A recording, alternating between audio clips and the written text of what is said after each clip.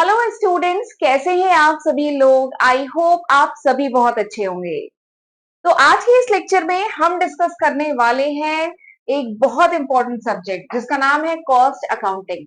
अगर आप ग्रेजुएशन के स्टूडेंट हैं, बीकॉम कर रहे हैं या बीबीए कर रहे हैं या मास्टर्स के हैं, आप एमबीए या एमकॉम कर रहे हैं या किसी कॉम्पिटेटिव एग्जाम की तैयारी कर रहे हैं, तो वहां पर आपने देखा होगा ये सब्जेक्ट रहता ही है। जनरली ग्रेजुएशन में ये सेकेंड ईयर, नहीं तो कुछ यूनिवर्सिटी में ये थर्ड ईयर में सब्जेक्ट रहता ही है। काफी इंपॉर्टेंट सब्जेक्ट है ये।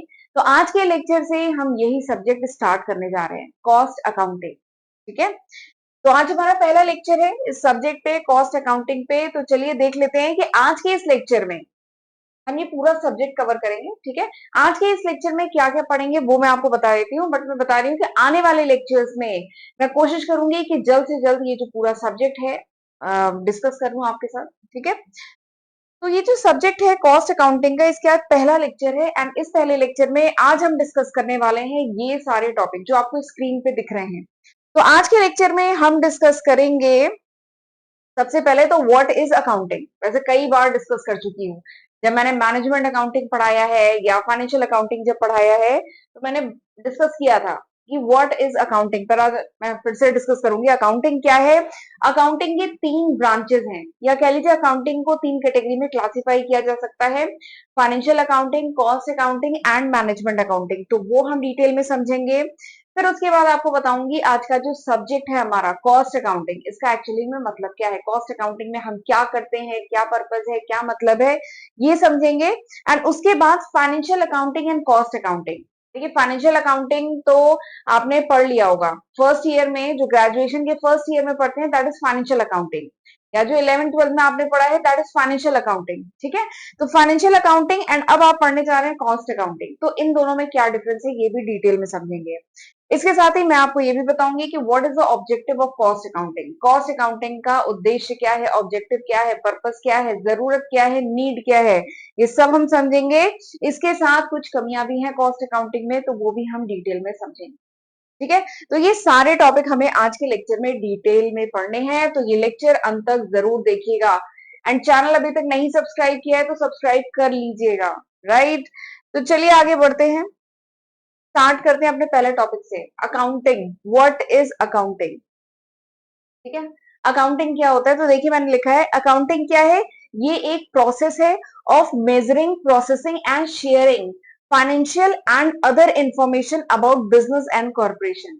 अकाउंटिंग में बेसिकली हम क्या करते हैं, बिजनेस ऑर्गेनाइजेशन या जो फर्म है, बिजनेस ऑर्गेनाइजेशन है, उसके जितने भी फाइनेंशियल डेटा है, फाइनेंशियल ट्रांजेक्शन है, उन सबको मेजर करना, ठीक है, प्रोसेस करना एंड शेयर करना, ये काम होता है अकाउंटिंग में। ठीक है, अकाउंटिंग में क्या होता है, ऑर्गेनाइजेशन के जितने भी फाइनेंशियल ट्रांजेक्शन्स हैं उन सबको रिकॉर्ड करना, शेयर करना, प्रोसेस करना, ठीक है, एंड मेजर करना, ये सारे काम अकाउंटिंग में होते हैं। एक और डेफिनेशन देखिए अकाउंटिंग की है, अकाउंटिंग एक प्रोसेस है जिसमें हम रिकॉर्ड करते हैं फाइनेंशियल ट्रांजेक्शन, बिजनेस से रिलेटेड जितने भी फाइनेंशियल ट्रांजेक्शन है उन सबको मेजर करके रिकॉर्ड करते हैं, प्रोसेस करते हैं, शेयर करते हैं, ये सारे काम होते हैं अकाउंटिंग में। ठीक है, अब अकाउंटिंग जो है ना, इसकी तीन कैटेगरी है। अकाउंटिंग की तीन कैटेगरी है, कैटेगरी कहिए या ब्रांच कहिए, दोनों एक ही बात है। अकाउंटिंग की तीन ब्रांचेस हैं। पहला क्या है, फाइनेंशियल अकाउंटिंग, दूसरा क्या है, कॉस्ट अकाउंटिंग, तीसरा क्या है, मैनेजमेंट अकाउंटिंग। ठीक है, पहले हम फाइनेंशियल अकाउंटिंग की बात करते हैं।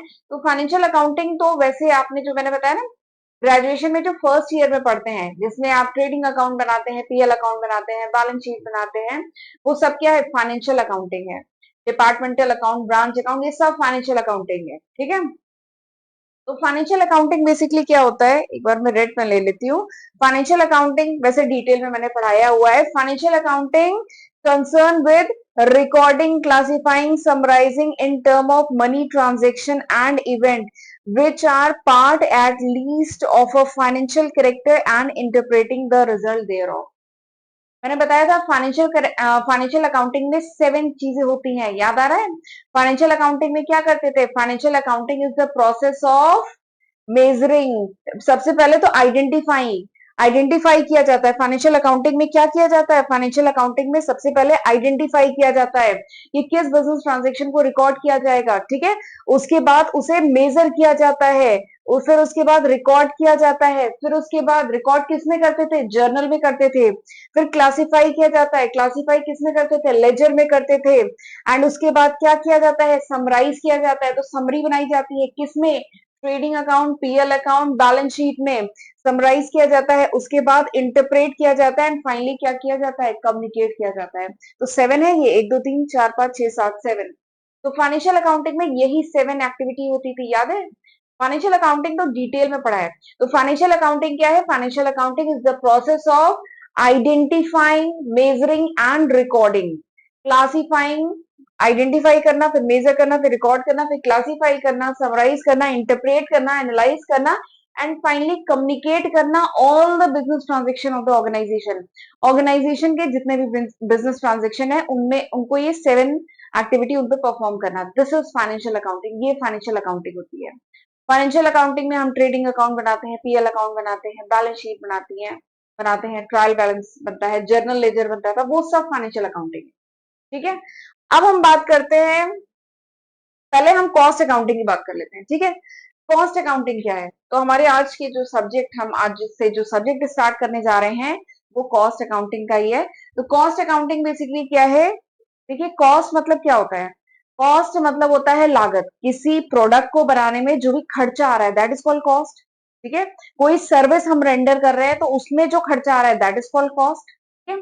तो हम अब किसकी बात कर रहे हैं? कॉस्ट अकाउंटिंग की बात कर रहे हैं। तो कॉस्ट अकाउंटिंग में केवल कॉस्ट के बारे में बात की जाती है। देखिए, फाइनेंशियल अकाउंटिंग में एक्सपेंसेस की बात होती है, इनकम की बात होती है, एसेट की बात होती है, लायबिलिटी की बात होती है, कैपिटल की बात होती है, ठीक है। फाइनेंशियल अकाउंटिंग में इन सब की बात करते थे। लेकिन ये जो कॉस्ट अकाउंटिंग है, यहाँ पे बेसिकली हम एक ही चीज की बात करते हैं, दैट इज कॉस्ट, ठीक है। प्रोडक्ट को बनाने में, सर्विस को रेंडर करने में जो भी कॉस्ट लग रही है उनको रिकॉर्ड करना, क्लासिफाई करना, समराइज करना, कॉस्ट निकालना, ये सारे काम होते हैं कॉस्ट अकाउंटिंग में।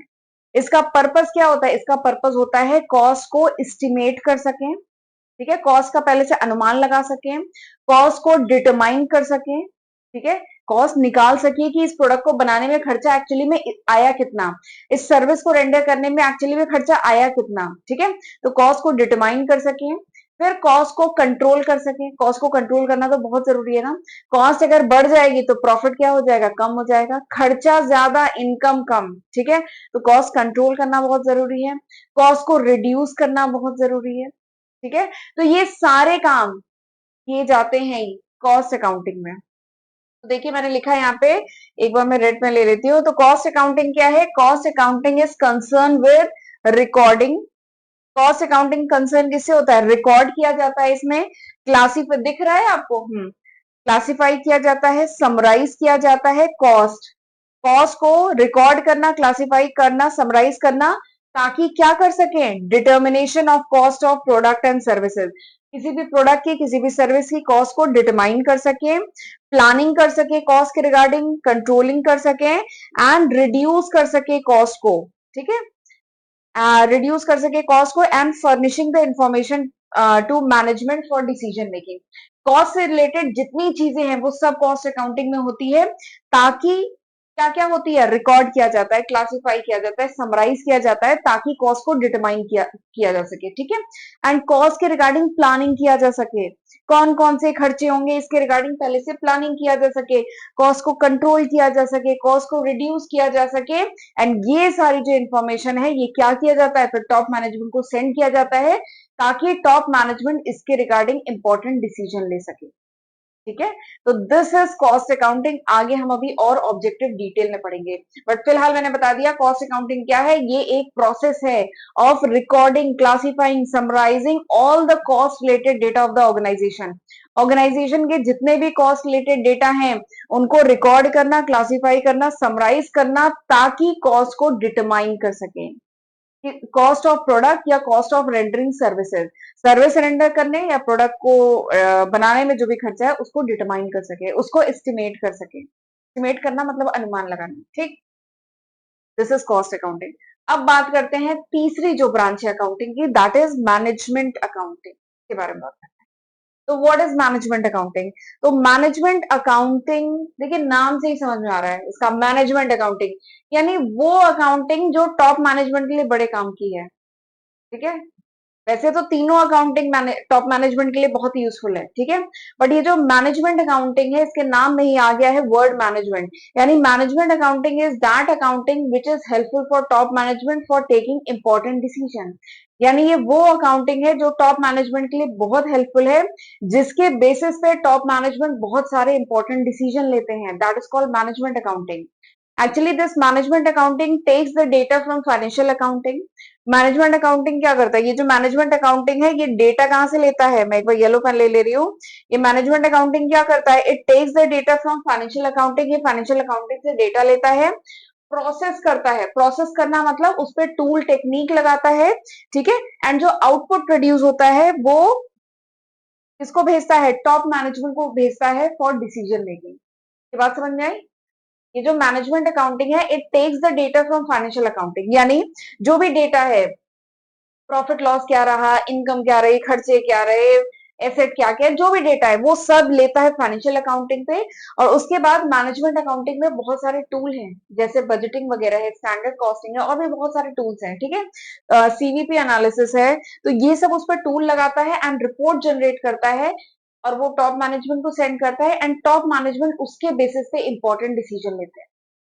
तो दिस इज मैनेजमेंट अकाउंटिंग। देखिए लिखा है management accounting design for the management. ये जो मैनेजमेंट अकाउंटिंग है ये किसके लिए डिजाइन की गई है? मैनेजमेंट मतलब टॉप मैनेजमेंट के लिए।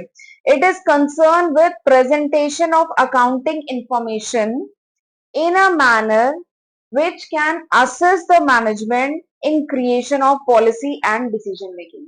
ये जो मैनेजमेंट अकाउंटिंग है इसमें बहुत सारे टूल वगैरह हैं जिससे रिपोर्ट को इस तरीके से प्रेजेंट किया जाता है जो हेल्पफुल होती है टॉप मैनेजमेंट को पॉलिसी बनाने में, डिसीजन लेने में हेल्पफुल होती है। तो दिस इज मैनेजमेंट अकाउंटिंग, ये होता है मैनेजमेंट।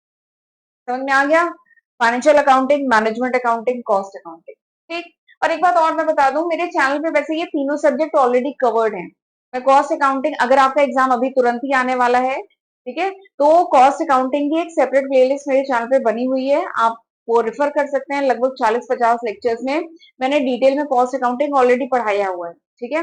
लेकिन कुछ स्टूडेंट की डिमांड आ रही थी कि इस टॉपिक को और डेप्थ में पढ़ाए, तो इसलिए मैं फिर से एक बार हम 2025-26 सेशन के जो स्टूडेंट हैं उनके लिए फिर से मैं लाई हूँ।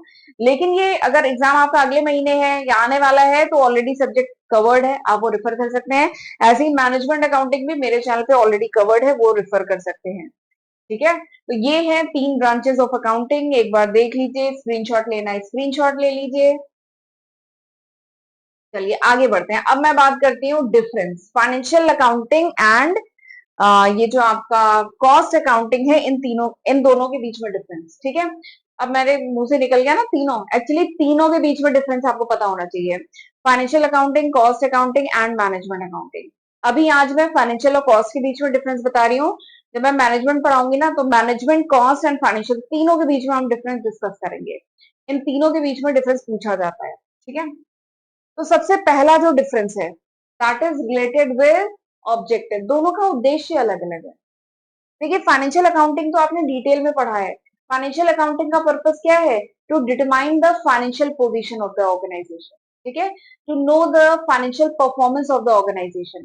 फाइनेंशियल अकाउंटिंग का पर्पस क्या है? कि फाइनेंशियल पोजीशन डिटरमाइन हो सके बिजनेस की, फाइनेंशियल परफॉर्मेंस आप डिटरमाइन कर सके। फाइनेंशियल परफॉर्मेंस मतलब प्रॉफिट क्या हुआ, लॉस क्या हुआ, फाइनेंशियल पोजीशन पता कर सकते हैं। फाइनेंशियल पोजीशन मतलब बैलेंस शीट से कितने एसेट है, कितनी लायबिलिटी है, ये सब डिटरमाइन कर सके। ये पर्पस है फाइनेंशियल अकाउंटिंग का, ठीक है। कॉस्ट अकाउंटिंग का क्या पर्पस है ये बताइए? कॉस्ट अकाउंटिंग का क्या पर्पस है? कॉस्ट अकाउंटिंग का पर्पस है जो अभी मैंने बताया था, cost accounting is a process जिसमें हम रिकॉर्ड करते हैं कॉस्ट रिलेटेड डेटा, रिकॉर्ड करते हैं, क्लासिफाई करते हैं एंड डिटरमाइन करते हैं क्या? Cost of producing a product. जो भी प्रोडक्ट बन रहा है ऑर्गेनाइजेशन में उसकी कॉस्ट डिटरमाइन करते हैं, सर्विस रेंडर की जा रही है उसकी कॉस्ट डिटरमाइन करते हैं। तो ये मेन ऑब्जेक्टिव है, ठीक है, to provide information of ascertainment of cost. Cost को असर्टन करने की कोशिश की जाती है। कॉस्ट अकाउंटिंग का ऑब्जेक्टिव क्या है? कॉस्ट को डिटरमाइन करने की कोशिश की जाती है ताकि कॉस्ट को कंट्रोल किया जा सके, कॉस्ट को रिड्यूस किया जा सके और ऑर्गेनाइजेशन में जो भी इंपॉर्टेंट डिसीजन है रिलेटेड विद कॉस्ट वो लिए जा सके। ठीक है, this is the objective of cost accounting. ठीक, ये हो गया पहला डिफरेंस। दूसरा जो डिफरेंस है that is related with nature. अगला जो डिफरेंस है वो नेचर से रिलेटेड है। ठीक है, फाइनेंशियल अकाउंटिंग में क्या होता है, it classifies, record, present and interpret transaction in term of money. ठीक है, यानी आपने फाइनेंशियल अकाउंटिंग में पढ़ा था, फाइनेंशियल अकाउंटिंग में जो भी ट्रांजेक्शन होते हैं वो इन टर्म ऑफ मनी होते हैं, पैसे के टर्म में जो भी ट्रांजेक्शन है उनको रिकॉर्ड किया जाता है, प्रेजेंट किया जाता है, इंटरप्रेट किया जाता है ट्रांजेक्शन को इन टर्म ऑफ मनी। लेकिन कॉस्ट अकाउंटिंग क्या करता है, कॉस्ट अकाउंटिंग क्लासिफाई करता है, रिकॉर्ड करता है, प्रेजेंट करता है, इंटरप्रेट करता है, ठीक है, in a significant manner the material, labour and overhead cost. ठीक है, कॉस्ट अकाउंटिंग में बेसिकली कॉस्ट की ही बात होती है। ठीक है, चाहे मटेरियल की कॉस्ट हो, लेबर की कॉस्ट हो, ओवरहेड, ओवरहेड मतलब अभी आगे बताऊंगी, इनडायरेक्ट खर्चों को ओवरहेड कहा जाता है। तो दोनों का नेचर अलग है। फाइनेंशियल अकाउंटिंग में ट्रांजेक्शन को मनी के टर्म में कन्वर्ट किया जाता है, मनी के टर्म में एक्सप्रेस किया जाता है, जबकि कॉस्ट अकाउंटिंग में जो ट्रांजेक्शन होते हैं उनको मटेरियल, लेबर, ओवरहेड की कॉस्ट के टर्म में एक्सप्रेस किया जाता है। ठीक है, तीसरा जो डिफरेंस है दोनों के बीच में that is related with recording of data. जो फाइनेंशियल अकाउंटिंग है इट रिकॉर्ड्स हिस्टोरिकल डेटा। देखिए, खर्चे हो गए हैं, इनकम हो गई है, इसके बाद पीएल अकाउंट बनाया जाता है ना। पीएल अकाउंट मतलब profit and loss account. Profit and loss account कब बनाएंगे, जब आपका पूरे महीने कुछ खर्चे हुए, कुछ इनकम हुई, तो फिर आप पीएल अकाउंट में उन खर्चों, उन इनकम को रिकॉर्ड करते हैं। तो जो प्रॉफिट एंड लॉस अकाउंट बनाया गया, ट्रेडिंग अकाउंट बनाया जाता है, या जो बैलेंस शीट बनाई जाती है, it is based on historical data. ठीक है, जो खर्चे हो गए, इनकम हो गई, जो लाइबिलिटीज थी वो सब रिकॉर्ड की जाती है ना, तो इसीलिए financial accounting is based on historical data. लेकिन जो कॉस्ट अकाउंटिंग है, कॉस्ट अकाउंटिंग में हिस्टोरिकल डेटा तो होता ही है, लेकिन आपका एस्टिमेटेड डेटा भी होता है। एस्टिमेटेड डेटा मतलब अनुमान लगाना। एक चीज है, जैसे सपोज करिए, एग्जांपल देती हूँ, सपोज करिए कोई कंपनी नया प्रोडक्ट लॉन्च करने वाली है। ठीक है, तो वो प्रोडक्ट लॉन्च नहीं करने वाली है, प्रोडक्ट अभी प्रपोज है, बनाने वाली है, सोच रही है, अभी कोई कंपनी है वो अभी सोच रही है कि ये प्रोडक्ट बनाते हैं। ठीक है, तो उस प्रोडक्ट को बनाने से पहले कंपनी पूरा एस्टिमेट करती है कि उस प्रोडक्ट को बनाने में खर्चा कितना आएगा। नैनो जब आई थी मार्केट में तो ऐसे ही नहीं लॉन्च हो गई थी, या बना नहीं लिया गया था उसको, पहले बनाने से पहले पहले पेपर पे सारा काम हुआ था कि अगर ये पार्ट्स लगेंगे, इस टाइप का मटेरियल लगेगा, लेबर का खर्चा ये, इनडायरेक्ट खर्चे ये, तब जाके नैनो 1 लाख की पड़ेगी। ठीक है, तो वो क्या किया गया था, वो कॉस्ट को एस्टिमेट किया गया था, अनुमान लगाया गया था कि कॉस्ट इतनी पड़ेगी। ठीक है, तो यानी यहाँ पे एस्टिमेटेड कॉस्ट भी चलती है। लेकिन आप देखेंगे फाइनेंशियल अकाउंटिंग में केवल हिस्टोरिकल डेटा होता है। हिस्टोरिकल डेटा मतलब जो खर्चे हो गए, जो इनकम हो गई, उसके बारे में बात होती है। जबकि कॉस्ट अकाउंटिंग में हिस्टोरिकल डेटा तो होता ही है, इसके साथ एस्टिमेटेड डेटा पे भी काम होता है। ठीक है, तो देखिए लिखा है कॉस्ट अकाउंटिंग इट रिकॉर्ड, देखो, it also record and present the estimated budgeted data. It makes use of both historical cost and pre determined cost. Cost accounting में हिस्टोरिकल कॉस्ट तो होती है, किसी प्रोडक्ट को बना लिया, अब उसमें क्या मटेरियल का खर्चा लगा, क्या लेबर एक्सपेंसेस लगे, क्या आपके इनडायरेक्ट एक्सपेंसेस लगे, वो तो रिकॉर्ड होता ही है। बट किसी प्रोडक्ट को बनाने से पहले, ठीक है, क्या क्या एक्सपेंस बजटिंग करनी होती है ना, ऑर्गेनाइजेशन में बजटिंग तो करनी होती है, उतना फंड फाइनेंस डिपार्टमेंट से रिलीज करवाना होता है। तो किसी भी प्रोडक्ट को बनाने से पहले एस्टिमेट भी किया जाता है कि इस प्रोजेक्ट में या इस प्रोडक्ट को बनाने में, इस प्रोजेक्ट को रन करने में कितना खर्चा आएगा, कितना एक्सपेंसेस आएंगे। तो यहाँ पे हिस्टोरिकल कॉस्ट के तो बारे में बात होती है, एस्टिमेटेड या बजटेड आगे के बारे में भी बात होती है। तो ये एक इंपॉर्टेंट डिफरेंस है दोनों के बीच में। अगला जो डिफरेंस है that is related with user of information. Financial accounting and cost accounting के जो यूजर्स हैं, मतलब इनका जो आउटपुट निकल के आता है उस वो किन लोगों के लिए हेल्पफुल है। तो मैंने डिटेल में बताया था, फाइनेंशियल अकाउंटिंग के यूजर्स बहुत सारे हैं। फाइनेंशियल अकाउंटिंग से क्या निकलता है, पीएल अकाउंट, प्रॉफिट लॉस पता चलता है, फाइनेंशियल पोजीशन पता चलती है। तो वो किन के लिए हेल्पफुल है, अगर मैं ऑर्गेनाइजेशन की एम्प्लॉई हूं तो मैं जानना चाहती हूँ ऑर्गेनाइजेशन कैसा परफॉर्म करेगी। ऑर्गेनाइजेशन का जो टॉप मैनेजमेंट है वो जानना चाहता है ऑर्गेनाइजेशन का क्या प्रॉफिट लॉस चल रहा है, क्या फाइनेंशियल पोजीशन है, क्योंकि उन्हें बहुत सारी पॉलिसीज वगैरह बनानी है, उन्हें बोनस देना, उन्हें डिविडेंड देना, वो जानना चाहते हैं। गवर्नमेंट जानना चाहती है क्योंकि जो ऑर्गेनाइजेशन है वो टैक्स वगैरह पे करती है गवर्नमेंट को, तो गवर्नमेंट भी जानना चाहती है। ठीक है, और वैसे भी इस कंट्री का पार्ट है कोई भी ऑर्गेनाइजेशन, तो गवर्नमेंट जानना चाहती है ऑर्गेनाइजेशन कैसे परफॉर्म कर रही है। बैंक जानना चाहता है, जिस बैंक ने लोन दिया है वो जानना चाहता है। शेयर होल्डर्स जानना चाहते हैं, अगर मैंने उस कंपनी का शेयर लिया है तो मैं भी जानना चाहती हूँ कि ऑर्गेनाइजेशन को क्या प्रॉफिट लॉस हो रहा है। कोई क्रेडिटर है जिसने कंपनी को मतलब क्रेडिट पे कोई सामान वगैरह दिया है तो वो जानना चाहता है। तो बहुत सारे लोग हैं। ठीक है, तो इसके यूजर्स की बात करें तो user of financial accounting statement are share holder है, क्रेडिटर है, फाइनेंशियल एनालिस्ट है, गवर्नमेंट है, एजेंसी है, एम्प्लॉय है, टॉप मैनेजमेंट है, ये सब जानना चाहते हैं। लेकिन जो कॉस्ट अकाउंटिंग की इंफॉर्मेशन है, ये क्या बाहर के लोगों के लिए हेल्पफुल है? मेरी ऑर्गेनाइजेशन है, मैं प्रोडक्ट बना रही हूँ, प्रोडक्ट बनाने में जो खर्चा आ रहा है या सर्विस रेंडर करने में जो खर्चा आ रहा है, ये बाहर किसी को जानने की जरूरत है या बाहर कोई भी लोग इंटरेस्टेड होंगे इसको जानने में? नहीं, ये इंटरनल इंफॉर्मेशन है, इंटरनल मैनेजमेंट के लिए हेल्पफुल है।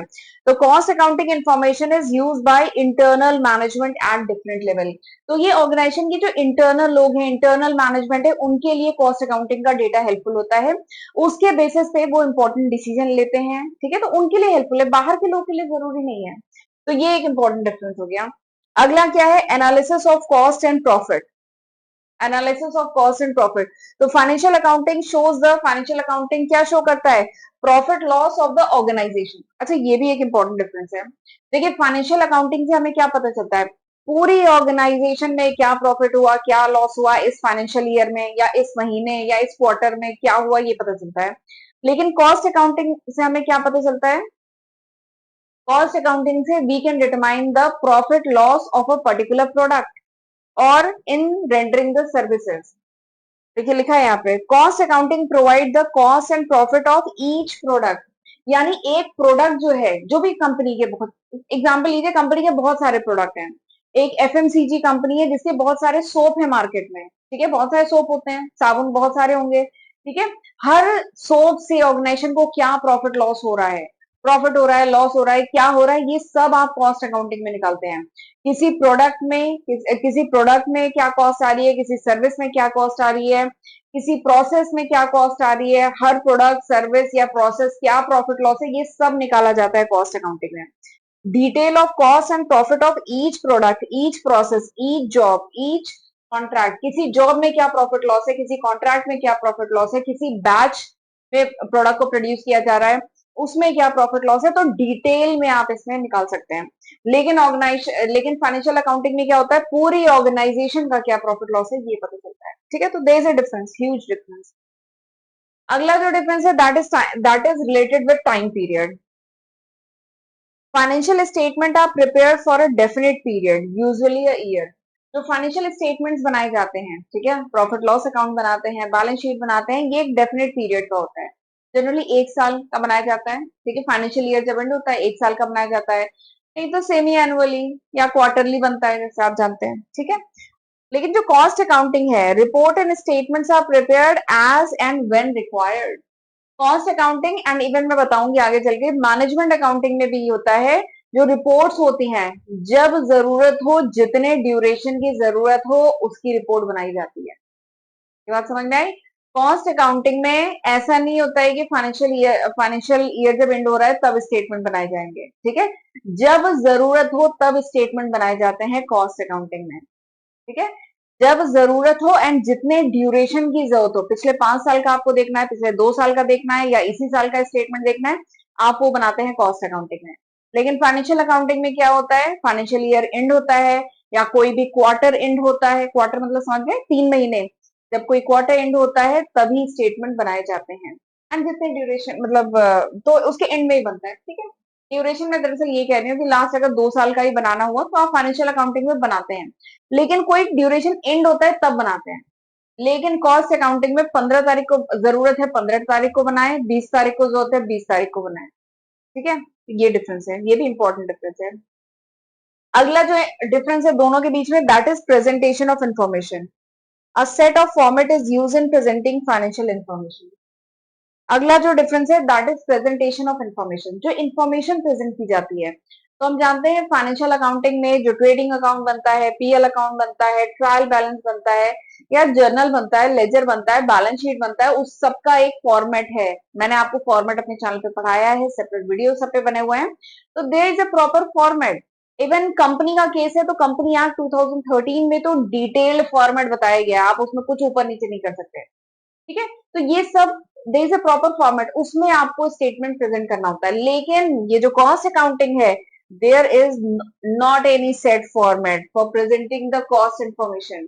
कॉस्ट रिलेटेड इंफॉर्मेशन को प्रेजेंट करने का ऐसा कोई पर्टिकुलर फॉर्मेट नहीं है कॉस्ट अकाउंटिंग में। ठीक है, जबकि फाइनेंशियल अकाउंटिंग में देयर इज अ फॉर्मेट। ठीक है, तो ये आपके कुछ डिफरेंस है, कितने 7 डिफरेंस है, और सातों डिफरेंस बड़े इंपॉर्टेंट है। एक बार इसको रीड कर लीजिए, स्क्रीनशॉट लेना है स्क्रीनशॉट ले लीजिए। चलिए आगे बढ़ते हैं। अब हम बात करते हैं उद्देश्य क्या है, कॉस्ट अकाउंटिंग का उद्देश्य क्या है। सबसे पहला ऑब्जेक्टिव, इसको ऑब्जेक्टिव बोलिए, पर्पस बोलिए, नीड बोलिए। ठीक है, तो क्या ऑब्जेक्टिव है कॉस्ट अकाउंटिंग का? सबसे पहला जो ऑब्जेक्टिव है कॉस्ट अकाउंटिंग का, that is most important, ascertainment of cost. Ascertainment of cost मतलब क्या होता है? कॉस्ट को डिटरमाइन करना, कॉस्ट को जानना, और ये बहुत जरूरी है।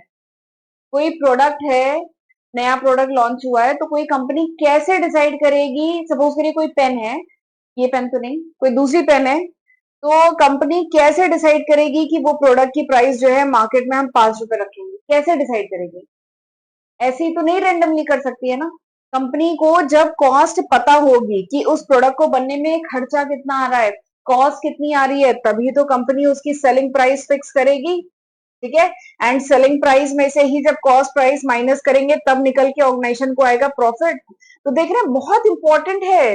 अच्छा प्रॉफिट हो, सही प्रॉफिट हो, उसके लिए बहुत इंपॉर्टेंट है कि ऑर्गेनाइजेशन को कॉस्ट पता हो। उस प्रोडक्ट को बनाने में या सर्विस रेंडर करने में जो भी खर्चा आ रहा है वो ऑर्गेनाइजेशन को बढ़िया से पता होना चाहिए, सही एक्यूरेट पता होना चाहिए। अगर ये गड़बड़ हो गया ना तो सब गड़बड़ हो जाएगा, क्योंकि कॉस्ट गलत पता चली तो सेलिंग प्राइस आप कम सेट करेंगे, सेलिंग प्राइस कम सेट करेंगे तो प्रॉफिट कम होगा, तो नुकसान हो जाएगा ना। तो इसीलिए बहुत जरूरी है कॉस्ट को डिटरमाइन करना।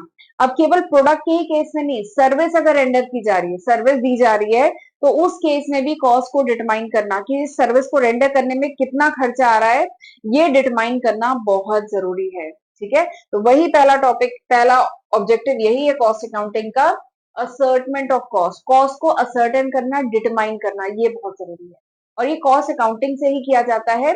एंड इसके लिए बनाया जाता है कॉस्ट शीट।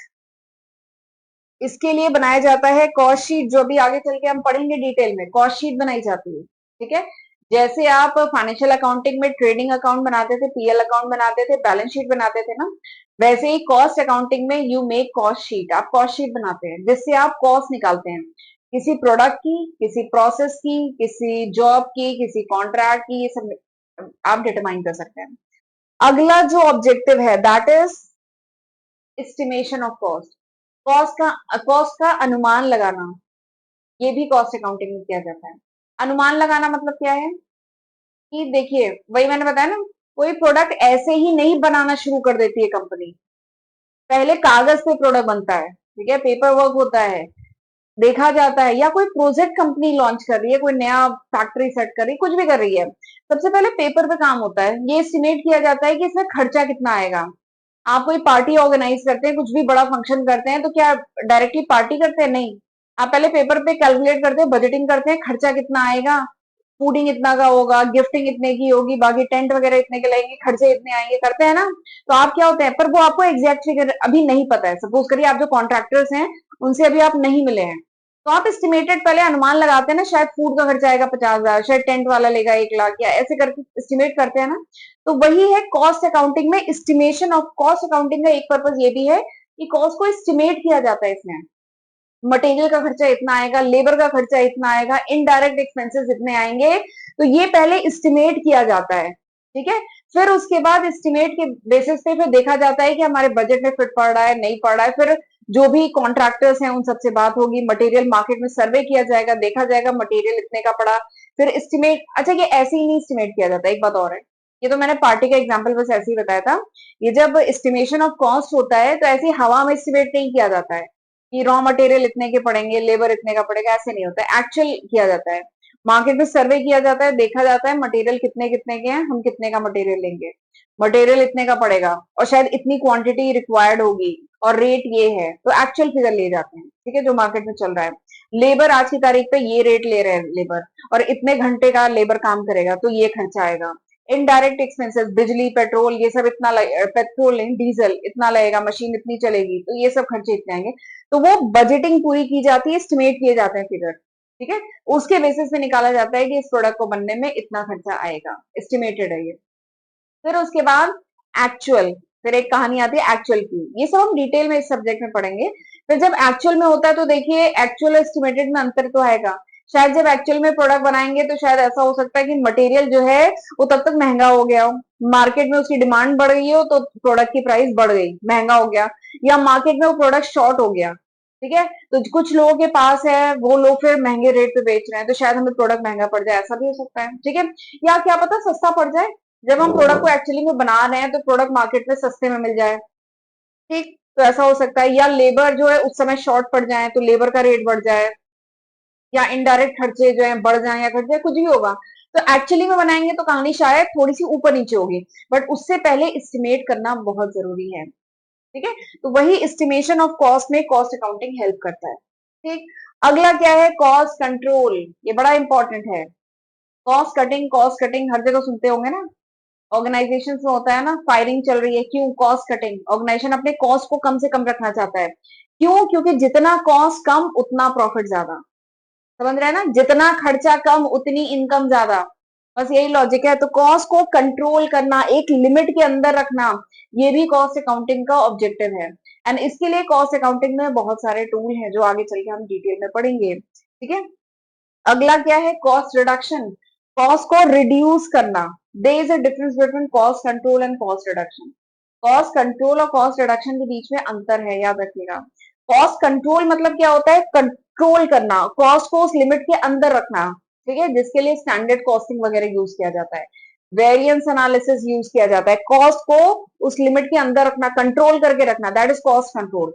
कॉस्ट रिड्यूसिंग मतलब, कॉस्ट रिडक्शन मतलब होता है कुछ ऐसी टेक्निक यूज करना, कुछ ऐसी एडवांस टेक्नोलॉजी यूज करना कि हमेशा के लिए कॉस्ट कम हो जाए, ठीक है। जैसे एग्जांपल के लिए जब एलसीडी टीवी आई थी, नई नई बड़ी महंगी थी, बट उसके बाद रेट कम हो गए। मोबाइल जब नया नया आया था मार्केट में, मतलब 2000, मतलब 1999 के आसपास, जब मोबाइल होते थे, बड़े बड़े होते थे, भारी भारी होते थे और 10,000 के होते थे, और उस जमाने में 1999 में 10,000 बहुत बड़ा अमाउंट था, खैर आज भी बड़ा ही अमाउंट है, लेकिन मुझे याद है उस जमाने में बहुत वॉकी टॉकी टाइप मोबाइल होते थे, ठीक है। वो वॉकी टॉकी अलग होता है, मोबाइल ही था वो, पर बहुत भारी भारी वैसे होते थे, ठीक है। तो बट उसमें एक्चुअली इतनी टेक्नोलॉजी नहीं थी ना, बट फिर क्या हुआ, टेक्नोलॉजी ऐसी आई। या उसके बाद की भी बात करें तो ब्लैक एंड व्हाइट फोन थे, ठीक है, ब्लैक एंड व्हाइट फोन, वो नोकिया के वो होते हैं ना छोटे वाले ब्लैक एंड व्हाइट फोन होते थे, वो भी महंगे ही होते थे, ठीक है, बट आज उसी की कॉस्ट पर आपको स्मार्टफोन मिल जाते हैं। तो ये बेसिकली क्या हुआ है, कॉस्ट रिडक्शन, यानी ऐसी एडवांस टेक्नोलॉजी, ऐसा मतलब मेथड डेवलप किया गया है कि हमेशा के लिए कॉस्ट रिड्यूस हो गई है, ठीक है। अब वो प्रोडक्ट मिलते हैं अभी भी, पर सस्ते रेट पे मिल रहे हैं, तो दिस इज कॉस्ट रिडक्शन। तो ये भी कॉस्ट अकाउंटिंग का ही पार्ट है कि इसमें एडवांस टेक्नोलॉजी यूज की जाती है कि प्रोडक्ट हमेशा के लिए उसकी कॉस्ट कम हो जाए। तो ये भी ऑब्जेक्टिव है कॉस्ट अकाउंटिंग का। अगला क्या है, डिटरमाइनिंग सेलिंग प्राइस। जब कॉस्ट पता होगी तभी तो सेलिंग प्राइस डिसाइड करेंगे।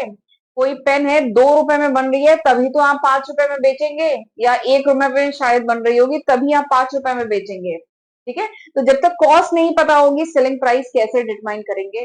तो ये भी इसका एक ऑब्जेक्टिव है, कॉस्ट अकाउंटिंग का ऑब्जेक्टिव ये भी है कि सेलिंग प्राइस को डिटरमाइन करना, और ये सेलिंग प्राइस को डिटरमाइन करना बहुत जरूरी है। सेलिंग प्राइस नहीं डिटरमाइन होगी तो कैसे पता चलेगा कि कितने में हमें सामान बेचना है, ठीक। तो ये भी इसका ऑब्जेक्टिव है। एंड अगला क्या है, facilitating preparation of financial and other statement, यानी फाइनेंशियल और दूसरे स्टेटमेंट्स को बनाने में हेल्प करता है दिस कॉस्ट अकाउंटिंग, ये इसका आखिरी ऑब्जेक्टिव है, ठीक है। तो these are the 6 objectives, purpose, need of cost accounting, ठीक है। एक बार इसे पढ़ लीजिए, स्क्रीनशॉट लेना है, स्क्रीनशॉट ले लीजिए। आगे बढ़ते हैं। अब एक बात और है, मेरे चैनल पे जो पुराने स्टूडेंट हैं वो जानते हैं, लेकिन हर दिन मेरे चैनल पे काफी न्यू स्टूडेंट आते हैं जिन्हें नहीं आइडिया है कि मैं अपने चैनल पे कौन-कौन से सब्जेक्ट पढ़ा चुकी हूँ। तो एक बार देख लीजिए, ये सारे सब्जेक्ट हैं जो मैं आज की तारीख मतलब जुलाई 2025 तक ये सारे सब्जेक्ट मेरे चैनल पे अपलोडेड है, तो जरूर इसका फायदा उठाइएगा, इसकी हेल्प से पढ़िएगा। एंड वीडियो पसंद आए तो क्या करना है, लाइक करना है, मुझे कमेंट करके फीडबैक देना है, फ्रेंड्स के साथ शेयर करना है, चैनल नहीं सब्सक्राइब किया है तो सब्सक्राइब करना है। एंड नोट्स चाहिए तो मेरी एप्लीकेशन डाउनलोड कर लीजिएगा, ठीक है, वहां से आपको नोट्स वगैरह मिल जाएंगे। चलिए आगे बढ़ते हैं, लिमिटेशन क्या है, कमी क्या है कॉस्ट अकाउंटिंग की। इतनी सारी अच्छी बातें हैं, शायद कुछ कमी भी है। हाँ, कमी तो है, तीन कमियां हैं कॉस्ट अकाउंटिंग की। पहली कमी क्या है, the system is quite expensive. जो कॉस्ट अकाउंटिंग है, पूरा ये जो सिस्टम है कॉस्ट अकाउंटिंग का, ये थोड़ा सा महंगा है। इसीलिए क्या है, जो बड़ी ऑर्गेनाइजेशंस होती हैं, कॉस्ट अकाउंटिंग की जो प्रैक्टिसेस हैं वो आपको बड़ी ऑर्गेनाइजेशन में ही मिलेंगी। जो छोटी ऑर्गेनाइजेशंस होती हैं वहां पे कॉस्ट अकाउंटिंग नहीं फॉलो होता है, मतलब कॉस्ट अकाउंटिंग की प्रैक्टिसेस नहीं फॉलो की जाती है, ठीक है। तो this is the first limitation of cost accounting, थोड़ा महंगा है, मतलब एक्सपेंसिव है, ठीक है। आपको कॉस्ट अकाउंटेंट रखने पड़ेंगे कॉस्ट अकाउंटिंग के लिए, ठीक है। वो वही पूरा सिस्टम, जो मेथड्स हैं कॉस्ट को कंट्रोल करना, रिड्यूस करना, कॉस्ट को डिटरमाइन करना, एस्टिमेट करना, उसके एक्सपर्ट्स हैं, तो उन्हें हायर करना पड़ेगा, तो और उनका सॉफ्टवेयर अलग है, तो वो एक्सपेंसिव है। तो this is the first limitation. दूसरा क्या है, preparation of reconciliation statement is frequently required. Reconciliation statement क्या होता है, देखिए फाइनेंशियल अकाउंटिंग में हम प्रॉफिट लॉस निकालते हैं, कैसे निकालते हैं, प्रॉफिट एंड लॉस अकाउंट से। ऐसे ही जो कॉस्ट अकाउंटिंग होती है वहां से भी हम प्रॉफिट लॉस निकालते हैं, हम कॉस्ट अकाउंट बनाते हैं, ठीक है। बट इसका जो प्रॉफिट लॉस निकल के आएगा, कॉस्ट अकाउंटिंग का जो प्रॉफिट लॉस निकल के आएगा और जो फाइनेंशियल अकाउंटिंग से जो प्रॉफिट लॉस निकल के आएगा ना, देयर इज अ चांसेस कि उनके बीच में आएगा डिफरेंस, ठीक है। तो उसके लिए बनाया जाता है रिकंसिलेशन स्टेटमेंट। ये ऑलरेडी वैसे मैं अपने चैनल पे पढ़ा चुकी हूँ। रिकंसिलेशन स्टेटमेंट बनाया जाता है। रिकंसिलेशन स्टेटमेंट मतलब रिकंसाइल करना, यानी मैच कराना, बेसिकली समझना कि डिफरेंस कहाँ पे आ गया, क्यों कॉस्ट अकाउंटिंग का जो प्रॉफिट लॉस है और फाइनेंशियल अकाउंटिंग का जो प्रॉफिट लॉस है दोनों अलग क्यों है, ठीक है। तो ये मैच कराना, तो उसके लिए हम रिकंसिलेशन स्टेटमेंट बनाते हैं, एंड ये फ्रिक्वेंटली बनाने की जरूरत पड़ती है, तो ये इसकी एक लिमिटेशन है। तीसरी जो लिमिटेशन है, that is costing system itself does not control cost. मैंने अभी बताया ना, कॉस्ट अकाउंटिंग का एक ऑब्जेक्टिव क्या है, कॉस्ट को कंट्रोल, कॉस्ट कंट्रोल करना, यानी कंट्रोल करना, एक लिमिट के अंदर कॉस्ट को रखना। तो एक बात बताइए, आपने अगर अपनी ऑर्गेनाइजेशन में कॉस्ट अकाउंटिंग की प्रैक्टिसेस इंप्लीमेंट कर दी है, इंप्लीमेंट की हुई है, तो क्या ऑटोमेटिकली कॉस्ट कंट्रोल में रहेगी, नहीं, कॉस्ट खुद से कंट्रोल में नहीं रहेगी, ठीक है। उसको कंट्रोल में रखना होगा, बेसिकली उसके पीछे पर्सन ही इन्वॉल्व होते हैं, ठीक है, लोग ही इन्वॉल्व है, एम्प्लॉय ही इन्वॉल्व है, तो कॉस्ट खुद से कंट्रोल में नहीं रहती है। ये जो कॉस्टिंग सिस्टम है itself does not control cost, यानी ये खुद से कंट्रोल नहीं होती है। ये लोग होते हैं, प्रैक्टिसेस होती है, पॉलिसीज होती हैं, जिसको अगर ऑर्गेनाइजेशन फॉलो करती है तब क्या होता है, कॉस्ट कंट्रोल में रहती है। ये बात समझ में आए, जो भी पॉलिसी वगैरह है, जो भी प्रैक्टिसेस है, मेथड है, उसको फॉलो करना पड़ेगा, ऑर्गेनाइजेशन उसको फॉलो करे तब कॉस्ट कंट्रोल में रहेगी। ऐसे अपने आप आपने कॉस्ट अकाउंटिंग अपने आप इम्प्लीमेंट की है तो इसका मतलब नहीं है कि कॉस्ट कंट्रोल में रहेगी, उसको फॉलो करना पड़ेगा। तो वही बात है इसकी लिमिटेशन, ठीक है, कि कॉस्टिंग सिस्टम वो कॉस्ट को कंट्रोल नहीं करता, उसको फॉलो करना पड़ता है तब जाके कॉस्ट कंट्रोल में आती है। आपके ऑर्गेनाइजेशन में जो एम्प्लॉई हैं वो अगर वो प्रैक्टिसेस, वो रूल सब फॉलो करेंगे तब कॉस्ट कंट्रोल में आएगी, ठीक है। तो these are the three limitations of cost accounting, ये तीन लिमिटेशन है कॉस्ट अकाउंटिंग, ठीक है। एंड इसी के साथ आज का लेक्चर मेरा होता है ओवर, एंड अगले लेक्चर में अब हम आगे के टॉपिक पढ़ेंगे, राइट। और एक बात है, मुझे लगता है कि ये लेक्चर आपको समझ में भी आया होगा, तो प्लीज मुझे कमेंट सेक्शन में जरूर फीडबैक आप जरूर दिया करिए। एक एक लेक्चर बनाने में बहुत मेहनत लगती है, बहुत एफर्ट लगता है, तो प्लीज हमें भी मोटिवेट करते रहा करिए, एंड मुझे बताते रहा करिए कि मेरा लेक्चर आपके लिए हेल्पफुल है कि नहीं है, ठीक है। नोट्स वगैरह चाहिए तो मेरी एप्लीकेशन डाउनलोड कर लीजिएगा, ठीक है। एंड मेरी एप्लीकेशन पे आपको वन शॉट मैराथन भी मिल जाएगा कॉस्ट अकाउंटिंग का, जिसमें वन गो में, एक शॉट में मैंने पूरा कॉस्ट अकाउंटिंग पढ़ाया है, एंड ये आपके एग्जाम के पॉइंट ऑफ व्यू से काफी हेल्पफुल रहेगा।